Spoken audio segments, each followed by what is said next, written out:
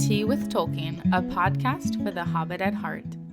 Pull up a cozy chair and join us as we chat about the works and faith of J.R.R. Tolkien and strive to carry a little piece of Middle-earth into our own daily lives.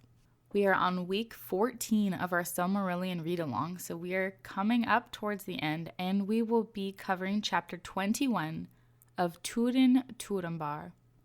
Before we get started, I wanted to give a shout out to our newest patron, Phil. Thank you so much for supporting what we're doing here at Tea with Tolkien. I really appreciate you and all of our patrons.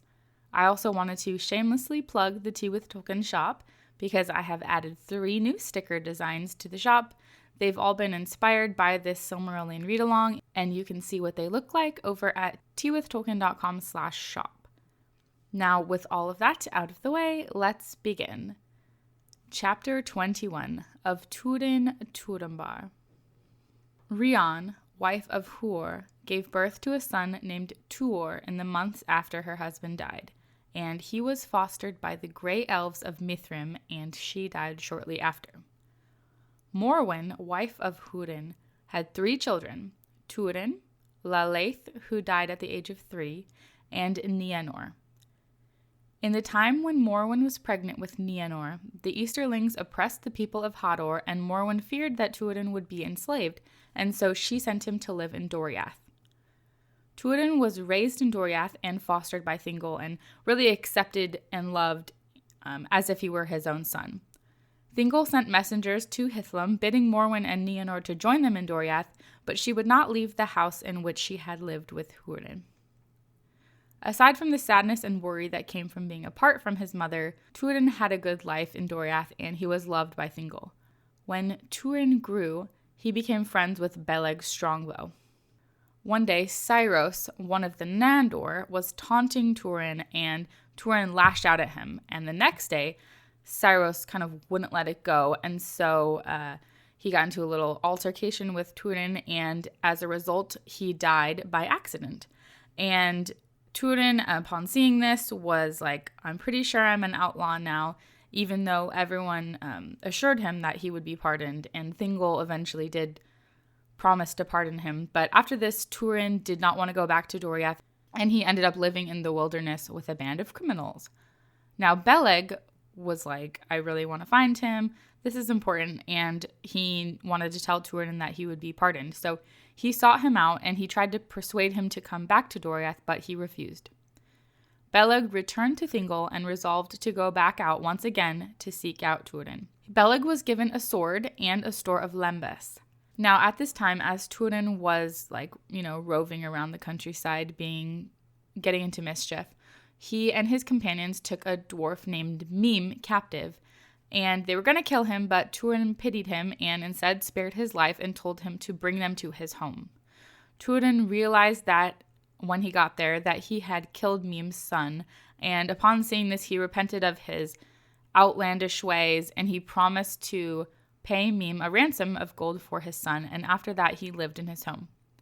After some time, Beleg and Túrin met once more, and since Túrin would not return with him, Beleg decided just to remain with their company. At this time, Túrin learned a lot about the dwarves from Mim. He learned that his people, the petty dwarves, hated the Noldor because he felt that they had stolen their lands, and they had discovered Nogrod and deepened the caves over the long years. And then the elves just kind of came in and kicked him out and took all their stuff, basically, is how he felt. Now, every so often, Morgoth would send out his forces across Beleriand, and Túrin bore his father's dragon helm in battle, and because of this, Morgoth heard rumors, and he knew that he had found Hurin's son, and so he sent out his spies to find him. Mim was taken captive by orcs and was once again forced to lead them to his home, where they ended up capturing Túrin and slaying most of his company. However, Beleg was left alive, and he looked desperately for Túrin after that. Beleg met up with Gwyndor, and they searched together for Túrin. After a while, Beleg and Gwyndor found Túrin, and they cut him free. However, Túrin had been tormented for a while and was not fully with it, and so seeing someone above him with a knife, he mistook Beleg for an orc and ended up killing him. After he did this, he realized what he had done, and he repented bitterly for the loss of his friend, and obviously it was an accident, but is awful. After this, Gwyndor and Túrin went to Nargothrond together, but Túrin did not tell anyone his real name. There, Finduilas, who had loved Gwyndor, decided that she liked Túrin instead, which is a bummer for Gwyndor. And so then Gwyndor told Finduilas Túrin's real name. However, no, it didn't really matter because Túrin didn't love her back, and he was pretty mad at Gwyndor for revealing his name. At this, Gwyndor replied, "The doom lies in yourself, not in your name," which I thought was a pretty good response. So Túrin stays in Nargothrond, and he becomes a great warrior, and he is deep in the council of the king. He counseled the king to fight in open battle rather than in stealth, and he advised him to build a bridge over the river Narog. At last, in this time, Morwen and Nienor fled to Doriath, seeking out Túrin, but then when they got there, they were sad to learn that Túrin wasn't there anymore. Nevertheless, they remained in Doriath.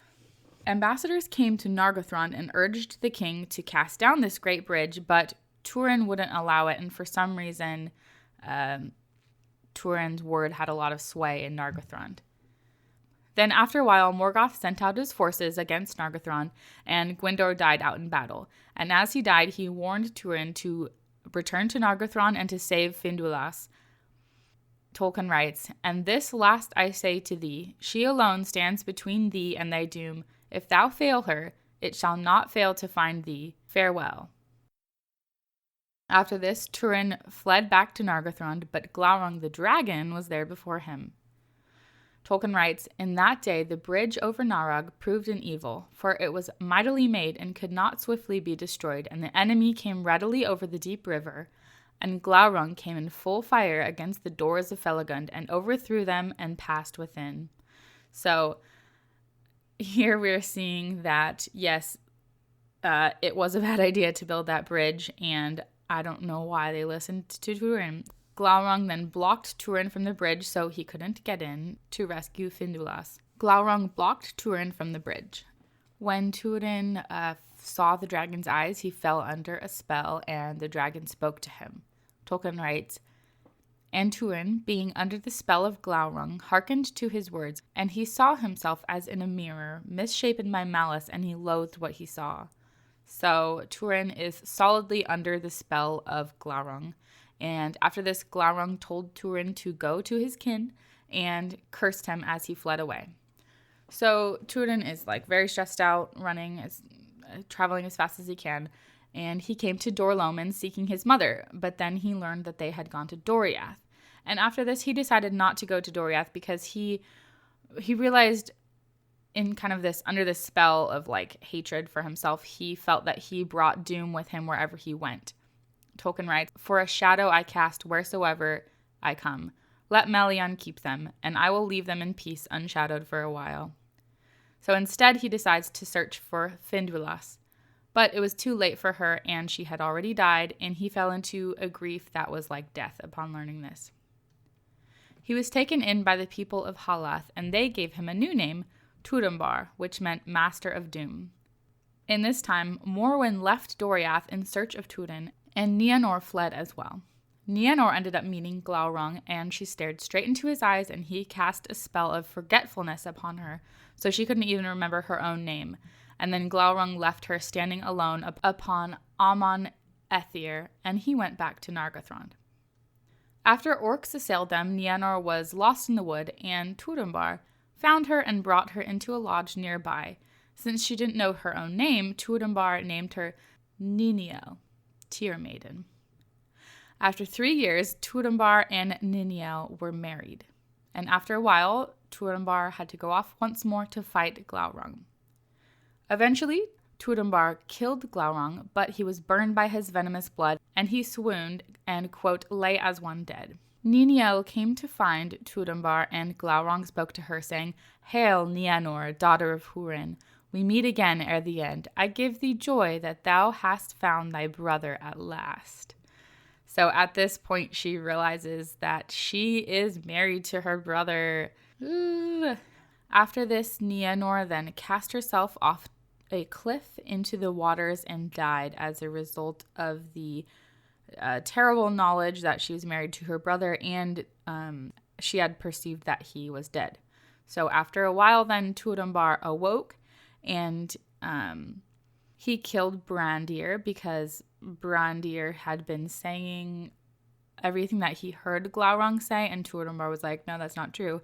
But after he killed him, he understood that actually what he was saying was not wrong, and it was totally unjust of him to kill him.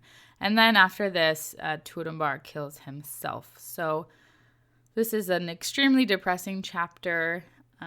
It's just like one of those great tragic myths, and we love it, even though it's very sad. But the Silmarillion in general is not a very happy tale. So that about sums it up for this chapter. I feel like quite a lot happened, so I tried to compress it into a shorter podcast episode. As we are coming towards the end of our book club, next week we are going to be covering chapter 22 of the Rune of Doriath. So not a very happy chapter either, but it is what it is. I'm sorry for this depressing podcast. It's quite funny because it's super rainy out here today, so I've got this super depressing chapter as well as some nice gloomy weather to go with it. So I hope you're all doing all right after that chapter. If you have any thoughts on this chapter or any questions or anything you'd like to discuss, I would love for you to join us in our Discord server. You can find out how to join by going to teawithtolkien.com/discord. I would love to have you join our community. So with that, I will see you all next week.